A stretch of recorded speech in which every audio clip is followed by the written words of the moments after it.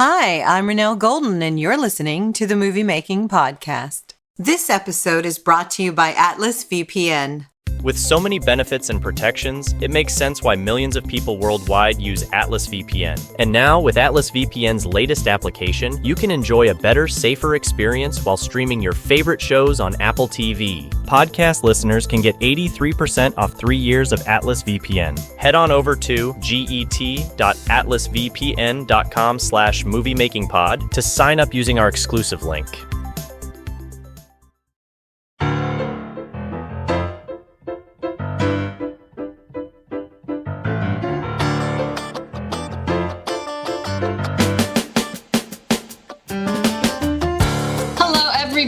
Today we are here with acclaimed author, and he is a former television producer and director, and his name is Douglas Wellman. Welcome, Douglas. How are you today? I am wonderful, Renelle, and I want to thank you so much for having me on your show. I've been looking forward to this. Oh, thank you. I'm thrilled to talk to you. Your books, the subject matter of them, it's something that's actually really important, and we'll get into why in a little bit, but maybe now more than ever. But your background in film and television, well, more like television, it's very interesting to me because it deals with comedy, and you kind of made, is it a 180? From comedy to very serious things. So let's start in the beginning, though. How did you get into film and television? When I was young, I was dragged against my will with that's fun. My elementary school class to sing on TV, which is probably at the time the last place on earth I ever wanted to be. Especially as a little kid. Got in that television studio and I went, hey, this is pretty cool. I do like this. And the other thing was I'd always been very, very interested in comedy. So I thought, hey, maybe someday I can do all of that. Yeah. So from a very young age, I got interested in that. And then it was just a question of work, like most things in life, Yeah. Oh, that's true. Got to pay the rent and fill up the gas tank, kind of. Yeah, and I want to go over there, but I got to do that and that and that. And then if I can do it, I'll be there. Yep. Oh, I know that journey just a little too well. So that's kind of amazing. You spent a long time in there, and something you did quite a bit of was producing and I believe directing comedy specials. Oh, yeah. The early part of my career was primarily directing, and then I just kind of started sneaking into the other side. And nice. Probably the most fun I ever had. Well, I may say that. The rest you can't talk about. No, I keep coming up with the most fun I ever had because I had a lot of fun. That's good. From the late 80s until the mid 90s, I was really focusing on comedy. In fact, during one period, I was directing a 5 half-hour-a-week strip and one hour live comedy show. And so I was like zipping all over the place. Oh, wow. And it was wonderful. And then for 4 years, I was on the road doing comedy shows around the country. And you were directing them, producing them? Both, in that case, both. Although I learned fairly early that if I was going out on location, much better to bring a director with me, to not try and produce and direct. I learned that in Boston in the middle of a massive blizzard when everything went in the tank. Oh, my God. Trying to be a producer and rehearse, and it was not working at all. So, a little bit of a challenge. I had some wonderful friends who were terrific directors, and it was, we always had fun. We loved it. It sounds like a great, great early career, definitely. At what point did you kind of start transitioning into, I need to tell these stories? Yeah, I was still in comedy, TV. At the time, I was an assistant dean at the University of Southern California Cinema. Oh, that's cool. Okay. And, but I still had one foot in the other world. A partner and I had been making comedy shows for a long time. We were both interested in history. We both had an interest in war.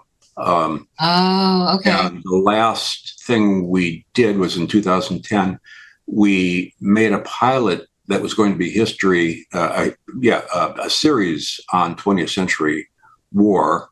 Oh, wow. That didn't sell, partially because of our, and specifically my devotion to historical accuracy. And Oh no, I did not want to colorize the early motion picture film. I wanted to leave it in black and white, which is an interesting thing from a historical perspective. Not so great if you're trying to sell it. To entertain people. So you've got to entertain first and teach. Probably not a real good decision. So, yeah. Wow. And then it just started rolling my way. I was doing a little consulting for the government, and a major general said, "Hey, I got this story. You interested in taking a look?" So I got into that, and then the thing. Did that become a book, or? Yeah, that's Box's The Secret Life of Howard Hughes. Oh, wow. My friend John Biner, man of a billion voices. Mm-hmm. He and I were in the comedy world. I produced a series that he was a star of, and that's cool. And I said to him, this was, I think, 1995. We'd shot the last episode. We were in the airport in Los Angeles, and I said, "Hey, John, if you ever, you had a great life. You ever want to write a book, let me know." So 20 years later, the phone rings. It's like, oh, wow. About that book. So I wrote, helped John write his autobiography. It's called 5 Minutes, Mr. Biner. Oh, wow. And then I got, out of the blue, I got a call, and that was comedy, so that was fun. That was what I was used to. Yeah. But I got a call out of the blue one day from my publisher, and she said, "I just got a call from this guy, and he said his mother survived the atomic bombing of Hiroshima." Oh my God! Japanese, they're Russian. She said, I think this has you written all over it. Do you want it? I said, oh boy, do I. And so that became Surviving Hiroshima, a young woman's story. What was that process like? Like, how did you pretty serious stuff when we get it. Yeah. Oh my God. Fortunately, it's a fascinating story because the Kaleria Pelchikov, her family was Russian aristocrats, and they escaped from the Bolsheviks. Her father was a White Army officer. He hijacked a ship in Russia to take them to Japan. Oh, my gosh. Where they were going to live happily ever after. And then on August 6, 1945, everything lit up. So a very interesting story. Wow. Has that ever been made into a movie? That would be a fantastic movie. That without even fiddling around with the timeline of it, it's absolutely slam darn. Yes, I know what you mean. for what we used to call a miniseries or a streaming service. Yes. There are so many twists and turns in that story. And it's true. All the bumps land at the right place. Her brother had left for California right before the war started to go to UCLA. Well, he ended up in the American Army as a Japanese radio translator. Right. He was the one that heard that they dropped the bomb. And he knew his family was there. And his family was there. Oh, I have goosebumps. That's horrible. Wow. I mean, there are all kinds of things in that story. It just goes all over the place, but it's all true. How long did it take you to write something like that? Yeah, well, yeah. The research. Oh, my God. Fortunately, Tony Drago, this is his mother that had, went through all of this. She left after the war. The United States Air Force interviewed a bunch of people who had survived the bombing. And she was the only English-speaking person who had been bombed. And she left an oral record recorded by the Air Force. Oh, wow. As well as things that she wrote. So I had a great spine for the book. Wow. And then after that, it was just the usual amount of massive research that goes with it. But oh, my God, yeah. And then a friend of mine read that book, and she had gone to college with the granddaughter of the woman I just wrote about, Basha Freelig. Auschwitz? Yeah. My gosh. A teenage girl in Auschwitz, Basha Freelig and the Will to Live. That's such a powerful title. And she realized that after reading the book that, hey, I know the granddaughter of a woman who survived Auschwitz. So that's how that one started. Wow. That's very cool. That was quite a ride because I got to work with the family, and it's an emotional thing. Yeah, I was really shocked when I saw the titles of your book and kind of, obviously I haven't read them, but I had perused the subject matter, and I was like, oh my gosh, because I read your background, it's in comedy and it's lighthearted, and then I'm like, whoa, what a ride. I've taken to calling that life balance. That's a good one. It is. Yes. Started out pretty hilarious, and then we have this going on. So, yeah. Well, you can throw in a laugh here or there in the future. But I think it's also a thing about maturity. As we get a little older, our interests change. And I'm fascinated by history, and I'm fascinated by people. So that's worked out well for me. These topics, both of them, just, me being a filmmaker, I'm an indie filmmaker. I'm not a big blockbuster filmmaker, but I just was like, oh my gosh, there are two powerful films here. And right now, the story about Basha, and with everything going on, probably has some relevance in being told today. I'm not sure how to tactfully discuss that. Renal, I tell you, this is right on the nose. Obviously, in one of the points I make, when I tell people, there are three things I wanted to get out in this book. Yes. The first was to add to the historical record. Okay. Because her story is the second thing was she was 14 years old when they put her in Auschwitz. Wow. And she found the inner strength to survive. And I believe that strength is in all of us, but most of us... A lot of us can't find it. We don't find it. And I want people to believe that it's there. And then the final thing, and getting back to film, is that, when the Nazis took control in Germany, they took control of all media. Okay. So they ran radio, they ran the films, they ran the newspaper. There were 4,500 newspapers in Germany. All under there? All of which became... Oh, my God. Well, that's why people didn't know the truth until later. And that's why when we look at... I'm sorry, I'm pointing my finger. I got all worked up here. It's all good. I'm partially blind. Oh, okay. When we look at... you look at the things that went on in the concentration camps. Yeah. And how could any human being do that? That is unconscionable. Well, one of the reasons was most of the people who became guards had been raised under German propaganda. They didn't know. The Jews were completely villainized, and there was no one who could speak the truth about it. Yeah. And they went through the Hitler Youth, where the Jews were completely villainized and nobody could speak the truth about it. Wow. And so if your entire life you've been programmed to believe something, when you're young particularly. That's what you believe.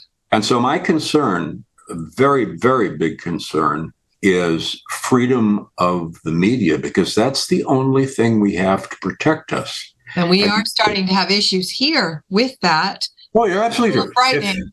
If you look at how media is owned these days, there's a very, very small group of people who own all of this.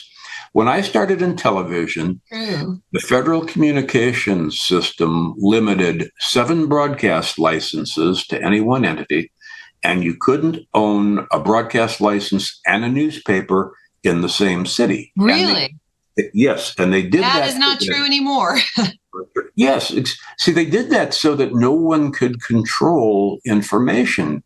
Those people weren't stupid. Man, I wish it was right still.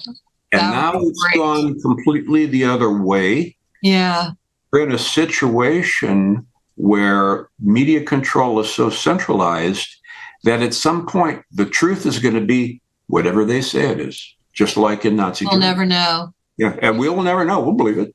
I know people that hear things as an example, they hear it on the news over and over again, and for them that becomes the truth. But they're only listening to one source, and they don't do their due diligence. And I have to admit, it is downright terrifying to me. And I don't know how to deal with it. It's harder and harder to do due diligence because all of that stuff is coming from a small group of people. About 2 years ago, a friend sent me a montage of 12 different local TV stations. This wasn't network stuff. Oh, 12 different local TV stations telling one story. And in most of them, it was exactly word for word the same. So that's creepy. Who actually wrote that? Where did that actually come from? That's scary. A little bit creepy. Like, Wow. And that's what happened. You had the German people, who arguably were the most cultured in Europe. Yeah. And Educated. they ended up with this mess because most of them never saw the truth. Yeah. But that concerns me deeply, deeply. Wow. So that book is out now. God, I hope it turns into a movie or something. That would just be so powerful. It inadvertently became the companion piece to Surviving Hiroshima because they're both about young survival. women. They're both in facing incredible challenges, and it is the Pacific theater of war and the European theater. Yeah. Everything is. They're both just moving stories, and ultimately encouraging stories. Yes, they have a hope to them. Those young women just rose up and did it. It's amazing. I don't know if we should save it for the book, but did Basha go on to survive it and have, a long life? Basha had a wonderful life. Good. Okay. All right. I'm one of those. I need to know. Yeah, it's one of those where do I dare ask? Yeah. She did survive the war. There, I don't know if you've ever heard of the death marches that happened when the camps were evacuated. She survived one of those, and she was with a group of displaced young girls, teenagers, and girls in their early 20s for a long period of time. Wow. And they wandered because they had no families. But then she did find a man who was also a survivor of the concentration camps. And they got married and they made it to the United States. And with nothing, they became successful business people. Oh, that's an awesome story. I love that. How can you not love that? I love that. And she raised a wonderful family. I work very closely with her daughter. And you look at that and you go, hey. Oh, wow. That is awesome. Do you think you'll end up writing another? Are you already on the next project? Something else? No, I'm not. I'm. All of my books have kind of come to me. They fell in your lap. And, I would love to have another good personal story, particularly about that World War II period, because that's where I've been a historian of that period for 40 years. Your whole life. Oh, well, wow. It's comfortable working there, but it's getting harder to find people who from that time period. Or left a record. In Basha's case, he left a good, solid record.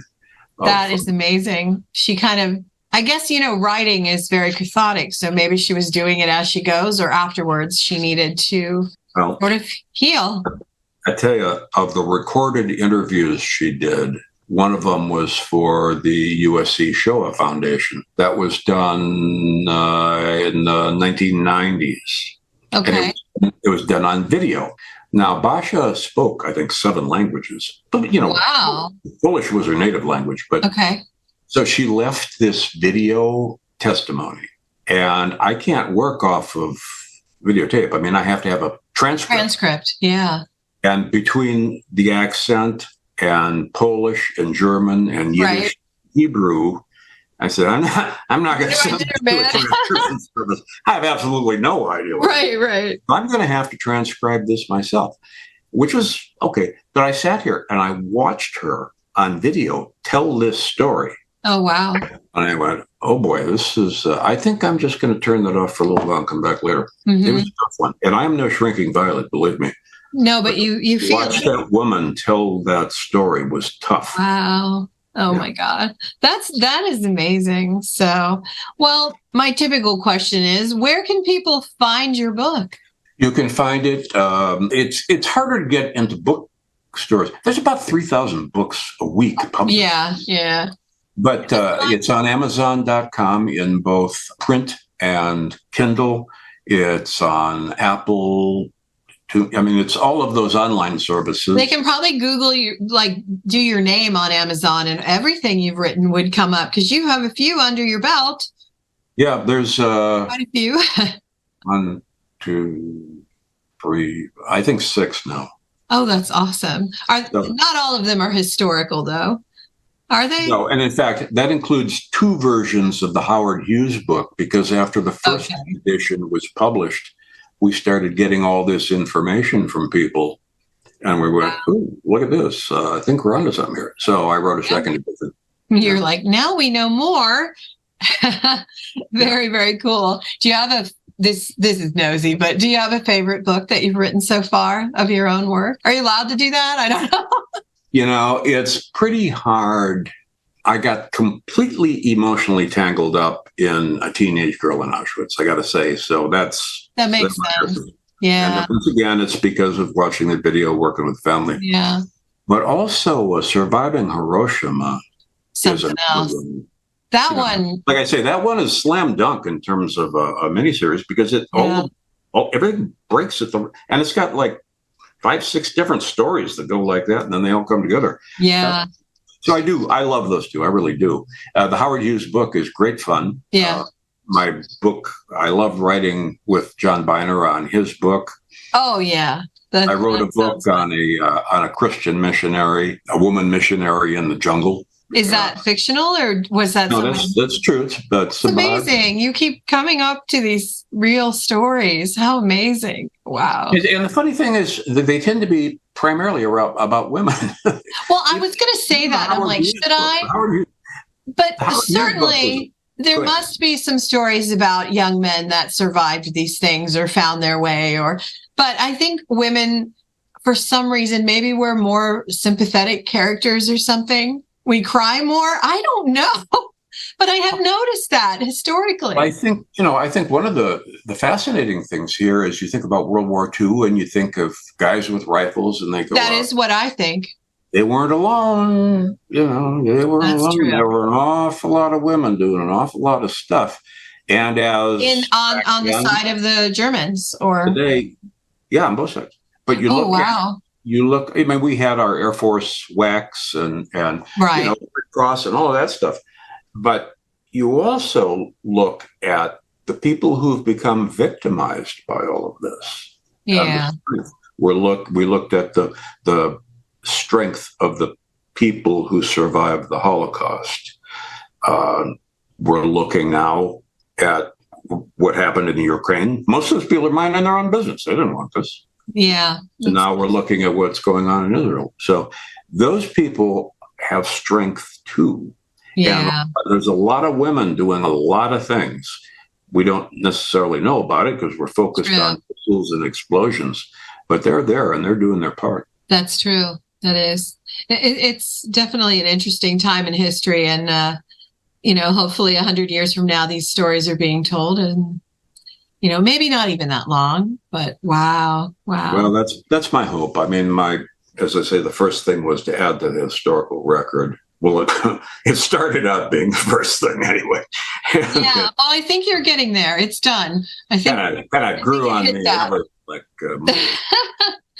Wow. Well, before we move on to do our 5 for 5, is there anything you want to share or talk about? I will point out 2 things, and that is everyone consider that there is more inside of you in terms of strength and courage than you probably ever thought about. It'd be a great time to go looking for it now before you actually need it. And the other thing, this will be worded a bit unfortunately, but don't believe anybody.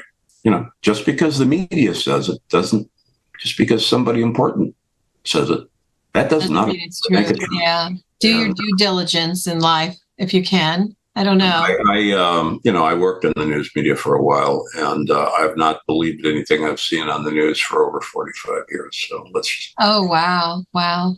Was there a reason you left television and film? Is it because you became an author, or was it just a natural transition? It was kind of a natural transition because the comedy business, the one I loved, was it was going somewhere else. Dwindling, yeah. I had a fully funded comedy special. I'd shot some shows in Jamaica. The Jamaican government said, "Hey, come back. Well, we'd like to. You were good for business. Come on back." And I said, "Well, I'm not sure. We'll pay for the show." Oh, I could work with that. And so that meant theoretically they'd pay for the show. I'd sell it to some network, and I'd make a lot of money. Nobody would buy it because the bit of the comedy world had gone away. Yeah. Even sitcoms have gone away. I hope they come back because it's like people don't want to laugh anymore. We've transferred our interest to, zombies and very graphic things. And it's interesting. When I had hoping it evolves. When I had the opportunity to join the University of Southern California, I only went there thinking I was going to be there for about 6 weeks to help them establish a student television station. Oh. Yeah, and I was there for 17 years. So that's cool. That's really cool. I had a pretty good time there too, honestly. Must have to stick around that long. Very cool. You probably influenced a lot of lives. I hope so. Hopefully. I had a cool thing happen. One of my prize students from years ago called me, I don't know, 6 months ago, and wanted me to do, she's now a big time director, wanted me to do a voiceover for a commercial, a TV commercial cool. that she shot. And I went, this is so cool. My student is now my employer. I love it. I love it. You did it? Oh, yeah. Oh, sweet. That's very cool. Very cool. That's nice. And they remembered you. And yeah. That you did impact lives. How cool is that? Oh my gosh. Do you have any advice for people like entering film, television, becoming a writer? Any words of wisdom to impart on the process? Or? Well, I would say if you want to become a writer, a great thing to do is read. Read people who are really good. Yeah. That is very helpful. In terms of the rest of it, it's gotten kind of complicated with AI and all of this. Yeah. I had a young man ask me about 4 months ago. He was just entering college. He said, what do you think I should, study to be safe from all of this? And I said, I don't know. I really don't know. Yeah, it's a little scary. So, hence the strikes and hopefully, some things that they're working out will help them in the future. But I didn't even realize that it was a thing until the strikes. And then I started reading up on it and I'm like, oh, wow. For the writers, for the actors, for the writers, the problem is AI is writing their scripts for them. And I'm a writer. That's the first thing I do. I'm a screenwriter. But then for the actors, I was going, they film you one day and then you're in the whole movie, but you only get paid for one day. Like I started learning all these levels and I'm like, okay, I get it. You're on strike. This is bad. On the book end of things, I read a story about a guy who published 100 books last year.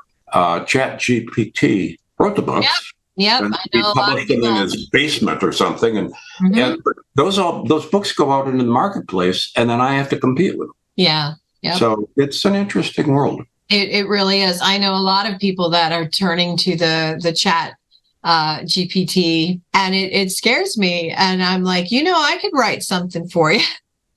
But, we hope for the best. Hope is kind of all we can do. And we just keep moving forward and figuring out how it all works, I guess. So it's a very interesting world. I think the only thing that we can really count on is to each of us as individuals try to be the best person that we can and hope collectively enough of us do that. Maybe we can make a change. Yeah, that is kind of how I live my life too. And you kind of hope you see more good than bad. Yeah. And it starts with you being good. So it's a choice daily. We could go to the other side because I see people that flip and I'm always like, no, kindness is how it is. That's where it's at. And when you look at like a teenage girl in Auschwitz, you look at that, as I said earlier, how do people do that? How can people keep the hope, right? Through all of that kind of, How can you have the hope to survive? And how can you mercilessly treat people like that? And we're seeing it right now again. Yeah. Seeing it again. Yeah, my son and I talk about it a lot because what just happened, because we don't understand it. And there are innocents on both sides. And the reasons I don't understand it at all. It's encultured hatred and ignorance. That's a good way. If that's all you grow up with, if that's all you see in the media, that's what you're going to have a tendency to believe because you don't have anything else. Well, and the approach that they took with this out of the blue bombing, and I'll try not to get political or anything, but I was telling my kid, who they're adults now, they're in their 20s, going to be one of them 29, but once you do something like that, I will never, this is me personally, but I imagine it's true for the world. I won't hear your message. I won't know what you're about. I will just think you're a monster, a terrorist. I will never understand anything beyond the act that you did. And it's that simple. And what a wrong way to go in my mind. But it's inexcusable. And because it's inexcusable, then they have no credibility. They have no credibility at all. I don't care what. Nothing. I agree. It's been crazy, but sorry to take you down the sad stuff. But no, that's fine. I'm glad you did, because this is important. At some point, we have to protect ourselves and our families. Yeah, and it's hard. And we can't necessarily depend on the leaders. Every smiling face is not your friend, and that's just the way it is. It's sad, but that's the way it is. Yeah. The ones that smile are often the worst. So, but how do we know? And we have to trust it to a certain extent, because we have to live our lives. So, you got to pick through who's good. Yeah. It's hard. And, I'm nearly 60 and I'm still trying to decipher what's good, what's not when I meet people, and, one day at a time, and live with hope. And like you said, kindness, be good. Try to be kind, and living with hope, is a good thing. In fact, you have to have hope. Without hope, that's the only way I can. Yeah. Have added, but be conscious. Take an occasional look over your shoulder. I guess that's. Yeah. Exactly. Wait. Yes. Exactly.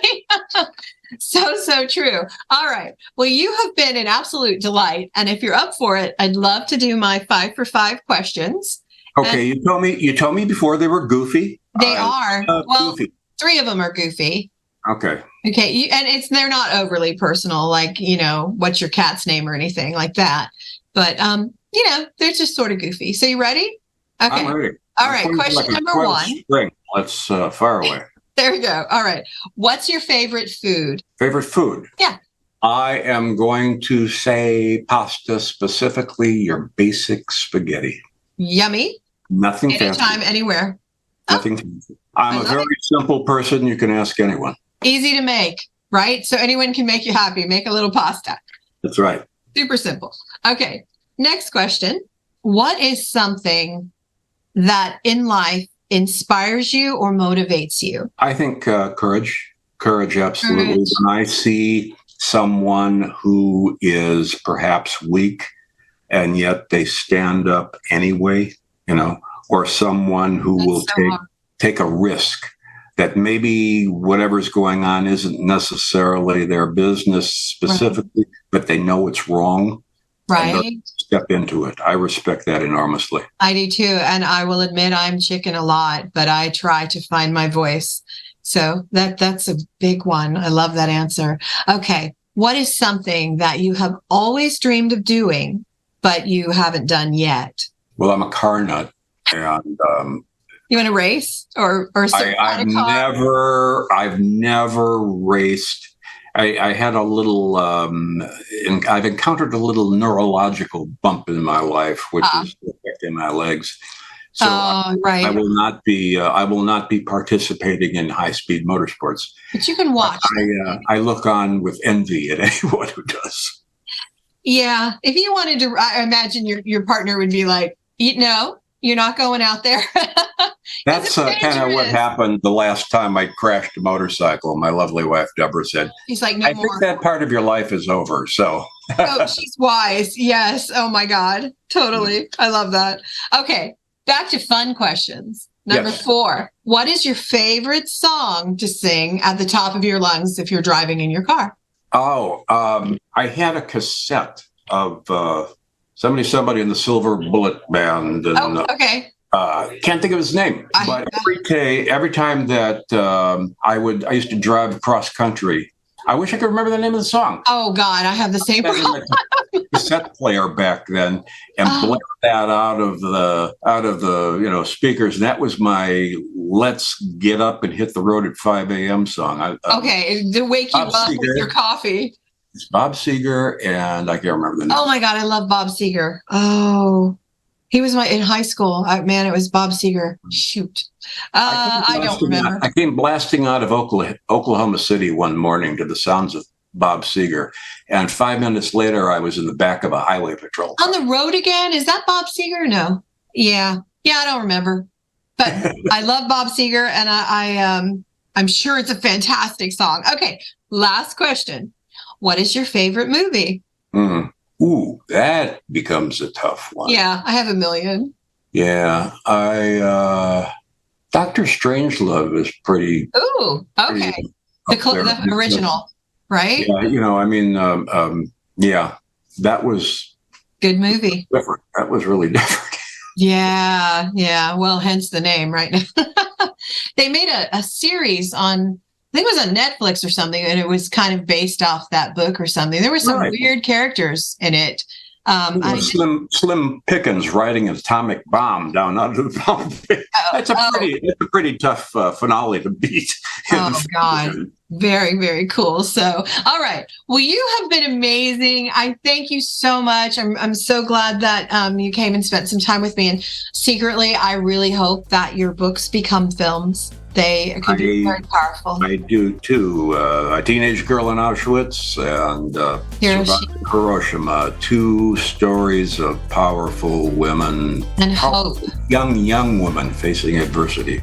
I love it. I'm glad you wrote them. Important stories. So, Douglas, thank you so much for spending time with me. I wish you a great, great day.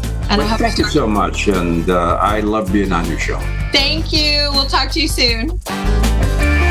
Movie Making with Renelle Golden is brought to you by Samira Entertainment, supporting indie films and the filmmakers who create them. Stop by their website to learn more. www.samiraentertainment.com. That's www.samiraentertainment.com. You've been listening to Movie Making with Renelle Golden. Be sure to come back for our next episode where we bring you the people who make movies you love. Got a topic about filmmaking you want to hear on our podcast? Send us an email at moviemakingpodcast@gmail.com. Thanks for listening.